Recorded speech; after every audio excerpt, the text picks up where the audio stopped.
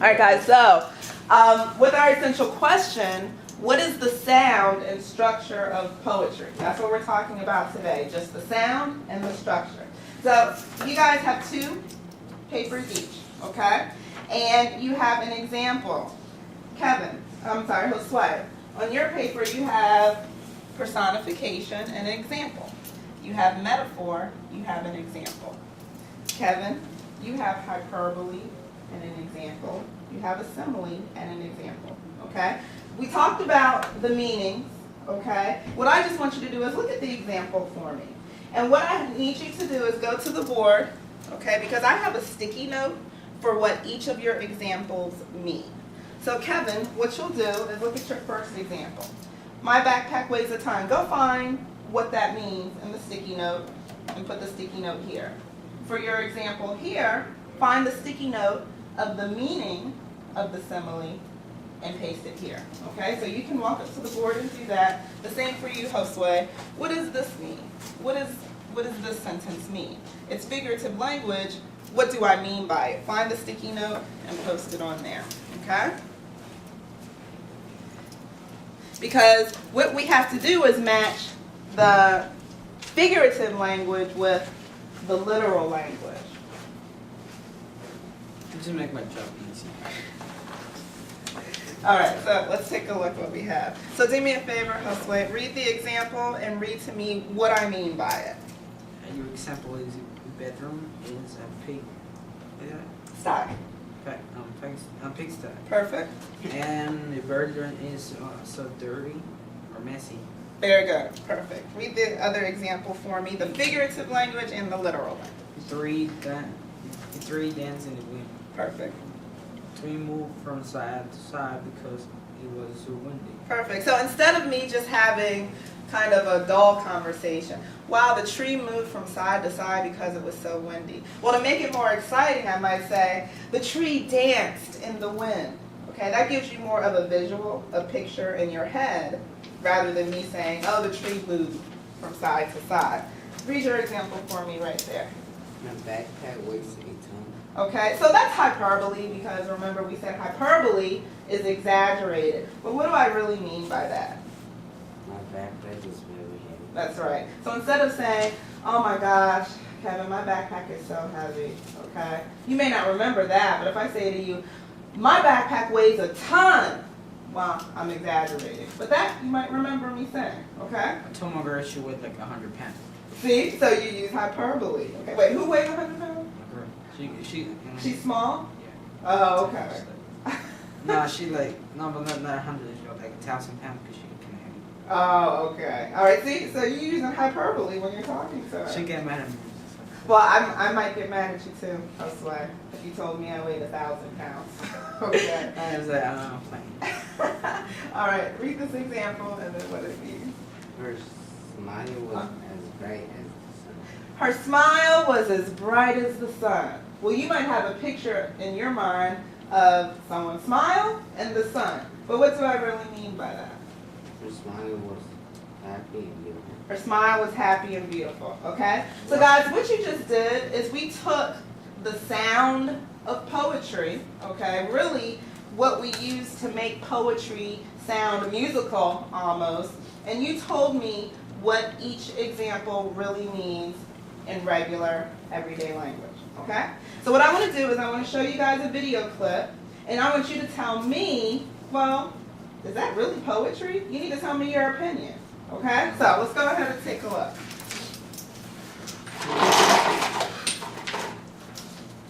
And this is actually one of my favorite spoken word performances, okay? This guy is the screen warms up. This guy, he's actually a hip-hop artist, okay? His name is Lin-Manuel. His parents are from Puerto Rico, but he grew up in New York City. Okay. Yeah, he's Puerto Rican, but he grew up in New York City. And President Obama invited him to the White House to give a performance, okay? So he's really sharing his form of poetry, and it's to music. So, let's go ahead. So those Mac Miller. What'd you say? So those Mac Miller, but he said back. Oh, is it really?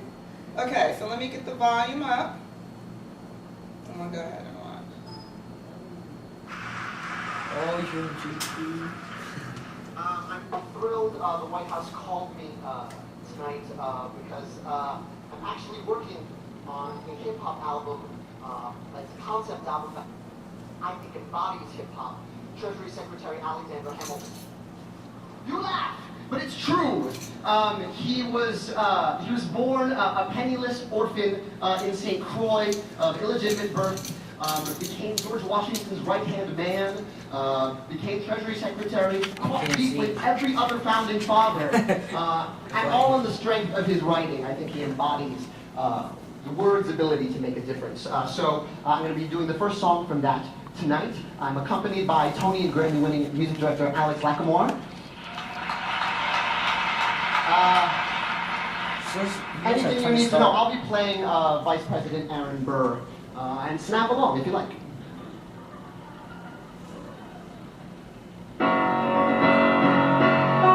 How does a battle in a Scotsman dropped in the middle of a forgotten spot in the Caribbean by providence, impoverished the squalor, grow up to be a hero and a scholar? The $10 founding father without a father got a lot farther by working a lot harder, by being a lot smarter, by being a self-starter. By 14, they placed him in charge of a trading charter. And every day more slaves were being slaughtered or carted away across the waves. All Hamilton kept his guard up. Inside he was longing for something to be a part of. The brother was ready to beg, steal, borrow, or barter. Then a hurricane came and devastation reigned. And old man saw his future dripping down the drain. Put a pencil to his temple, connected it to his brain.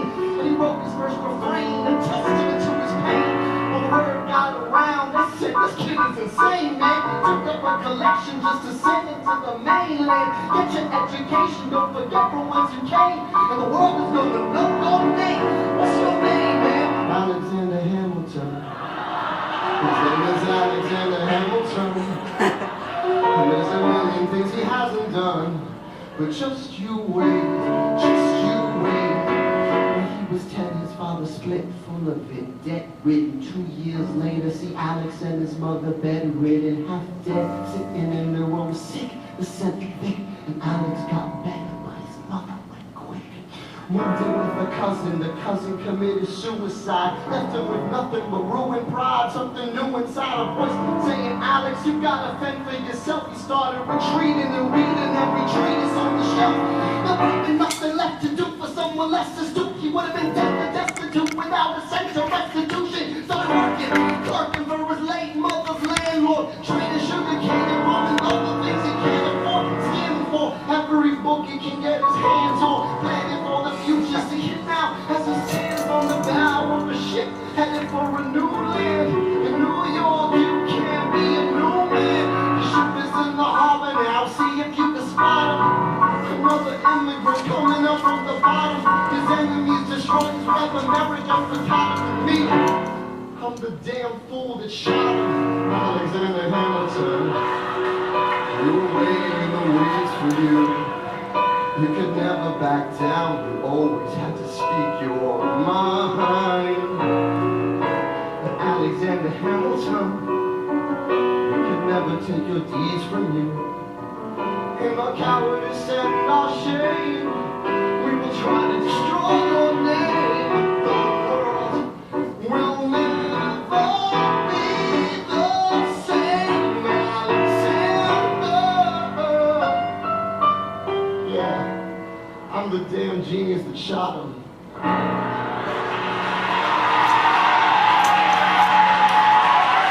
Thank you.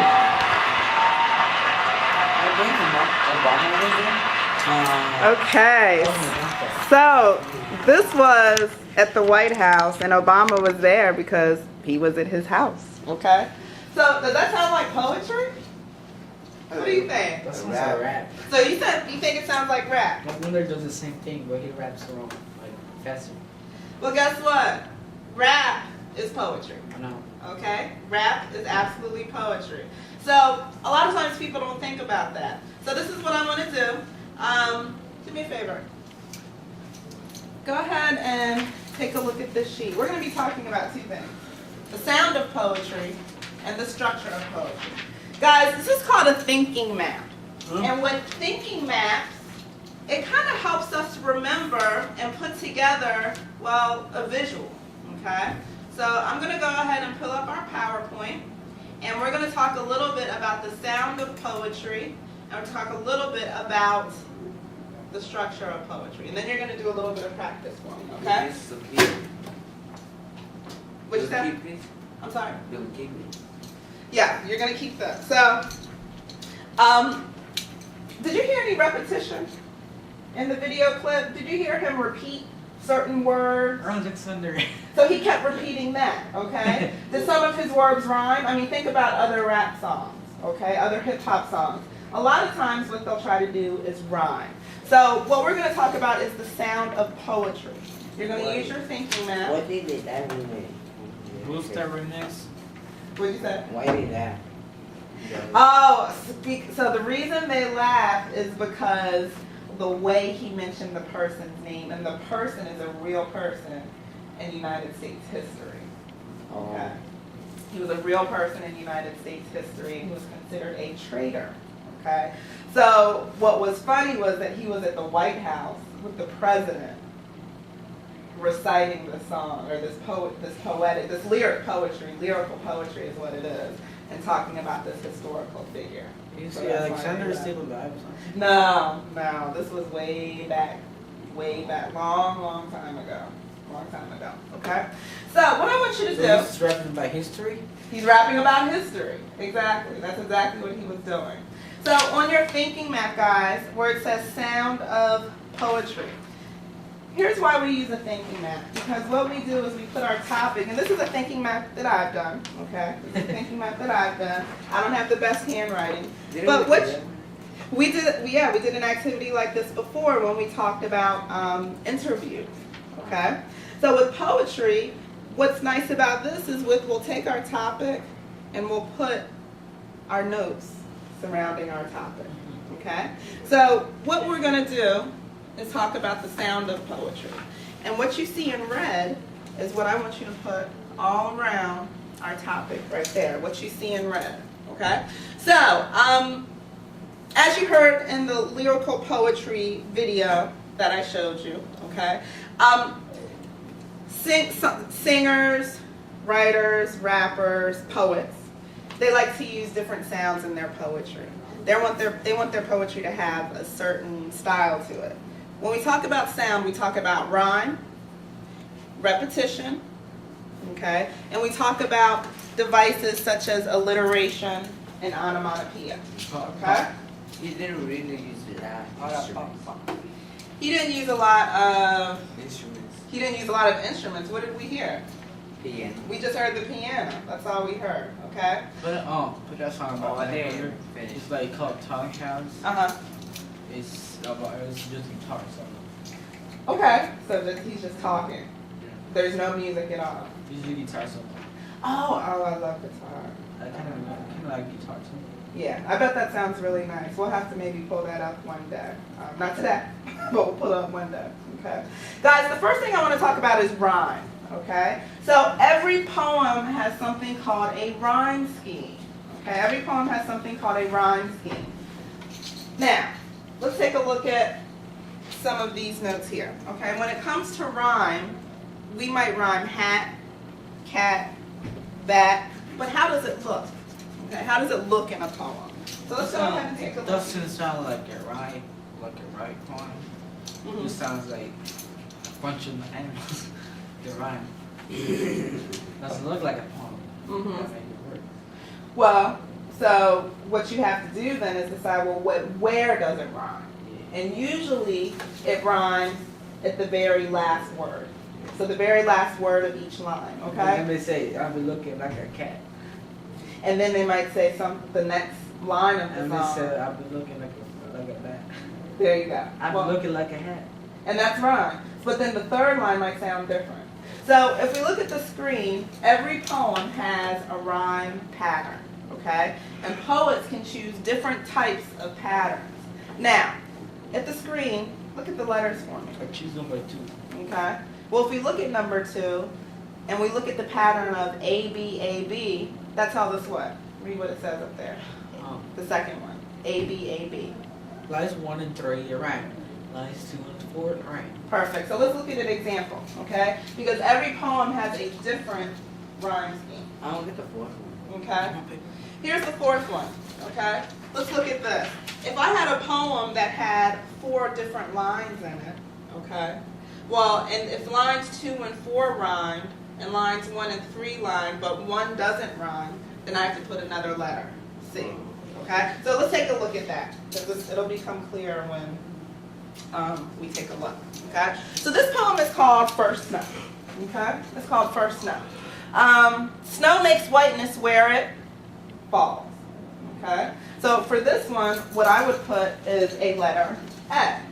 And what I'm going to do is I'm going to use my sticky notes to help us out here. Okay? So, the first line that I just read it again for me, Josue. The snow makes whiteness where it falls. Perfect. Okay? So we're going to label that A. Because what are we doing? We're trying to find the pattern. Okay? Read the second line for me, Kevin. The brushes really like pop. Now, balls rhymes with falls, right? So guess what I'm going to label this? A. Okay? Read the sentence for me. And places where I always play? Does play rhyme with falls? No. No. So I have to change my rhyme scheme. So that's correct. This will be B. Okay? So look like somewhere else today. Today, play. They rhyme. So what letter is this going to be? B. B. Okay? Play. That is the rhyme scheme or rhyme pattern. Okay? Oh, okay. So what we do is we decide, well, let's label, okay, each line of the poem to see which lines rhyme and which lines don't. Here we have 2 lines. The first 2 lines rhyme. The last 2 lines rhyme, but they don't sound the same as the first 2. So A, A, B, B is the rhyme pattern. Okay? Let's look at one more together, and then I have one you guys are going to label for me. Can I read it? Okay? You sure can? I love noodles. Give me noodles. Make a move up to the sun. Noodles are my favorite food. I eat noodles by ton. Perfect. Okay? Now, let's look at our first line. We always start with A. Okay? So Kevin Cruz. I'm going to label my first line A. All right? The second line, make a mound up to the sun. Does sun rhyme with oodles? No. No. So this is going to be letter B. B. Good. Okay? Now, the third line, noodles are my favorite foodles. Does foodles rhyme with oodles? Yeah.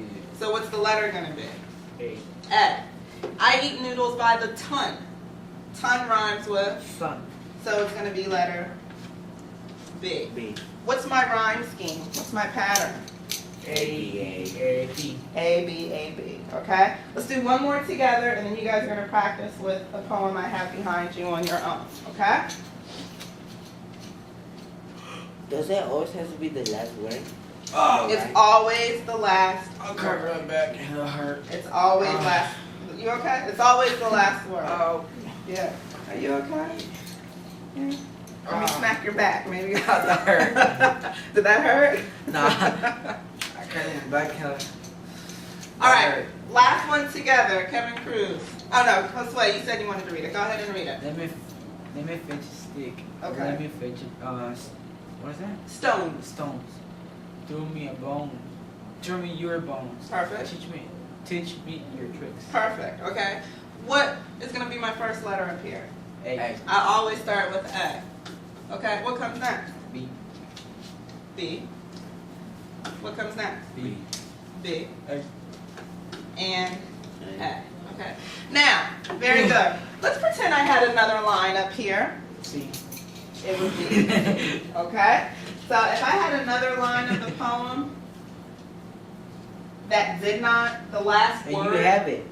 and I have this person's name, it would be C. Okay? So let's practice a little bit by ourselves with rhymes. And actually, I'll let you work together. Okay? So get up, stand up, come back here for me. Okay? Back here. Yes. So You sit down and you sit down. So what you guys have to do for me, oops, you got it? What you guys have to do for me is label the rhyme scheme, okay? Keep this moving a little bit. And what you have to do is you have to decide, well, for each word, at the end of my sentence, which ones rhyme with which, okay? We have my sample on the screen. What I want you guys to do is tell me the rhyme scheme of this poem. We always start with what? A. A. So you know to start with A. Well, what comes after A? Go ahead and tell me. B, C, D, E, F. So you'll just go ahead and label that. And then just do it with a marker. Yeah, absolutely. Definitely do it with the marker so we can make it nice and pretty. I don't like to write marker. A, B, C, You know, you did D, tell me that E, before. F. Uh-huh. Hey, Chuck. Wow. Oops. Okay. Germ. Excellent. Actually, this time round with this too. Okay. This, So start with A. yeah. Let's see I what shouldn't you're do thinking. it. I'm having A, B, C, this is D, and this is A. So A, B, C, D, and A. That's perfect. Excellent, okay? Yeah. All right, so we're going to talk a minute about repetition, okay? We're about to look at another poem, okay? And in the poem, you'll find that there's a lot of words that repeat, okay? So go ahead and look back at your thinking map, okay? Look back at your thinking map. And what I want you to do is where you wrote the different sounds of poetry, under repetition, there's two things I want you to write, okay? Words, phrases, lines, okay? That's 3 more. That's 3. So 3 things, okay, Three's I'm four. sorry. So under where you wrote repetition, words, phrases, lines, okay? yeah, put worlds. So this is still the sound of poetry that we're talking about. With repetition, we find examples of repetition by looking for words, phrases, or lines in the poem, okay? So the question is, well, why do we care? Why is that important to the sound of poetry? Well, it creates rhythm. It creates rhythm. Remember the video clip we saw? Alexander Hamilton, okay? They call me Alexander Hamilton. Well, that created... All right, so what I want you to do is, based on what we did with lines and stanzas, we have a poem, okay? I'm going to read the poem out loud, and what you have to do is tell me how many stanzas are in the poem, 1, 2, okay? 3, 4, 5, 6, 7, 8. That's right. 1, 2, 3, 4, 5, 6, 7, 8. Okay. So I didn't even read the poem that you told me. Okay. So on your sheet, I want you to write how many stanzas. 8. Josue said 8 stanzas. Okay. Then what I want you to do is take the highlighter. I'm going to read the poem, and I want you to highlight where there is repetition. Okay. Look at your thinking map. What did we say about repetition? What's repeated? It's D or something. What's repeated are what? Words? Phrases, lines, or Words, phrases, lines. That's right. Okay? Something that repeat. That repeats. So I'm going to read it. You may write me down in history with your bitter, twisted lies. You may try me in the very dirt, but still, like dust, I rise. Does my sassiness upset you? Why are you beset with gloom? Because I walk like I've got oil wells pumping in my living room. Just like moons and like suns with the certainty of tides, just like hopes springing high, still I'll rise. Did you want to see me broken, bowed head and lowered eyes, shoulders flailing down like teardrops, weakened by my soulful cries? Does my haughtiness offend you?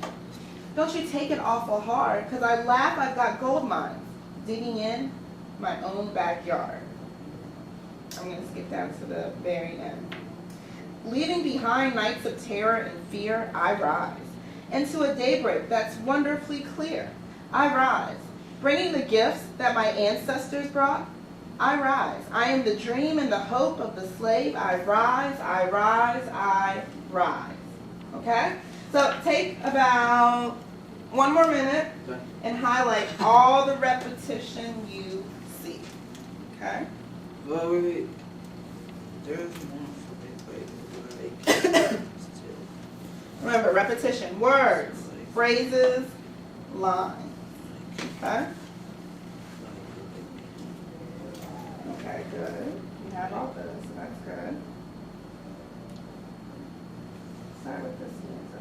Are there any words that are repeated? This stanza right here, this first one. Yeah, me, you. Okay, so go ahead and highlight those words that are repeated. I'm done. Okay? Yes, yes, yes, yes, yes, yes, yes. And where else does it see that? Okay, good.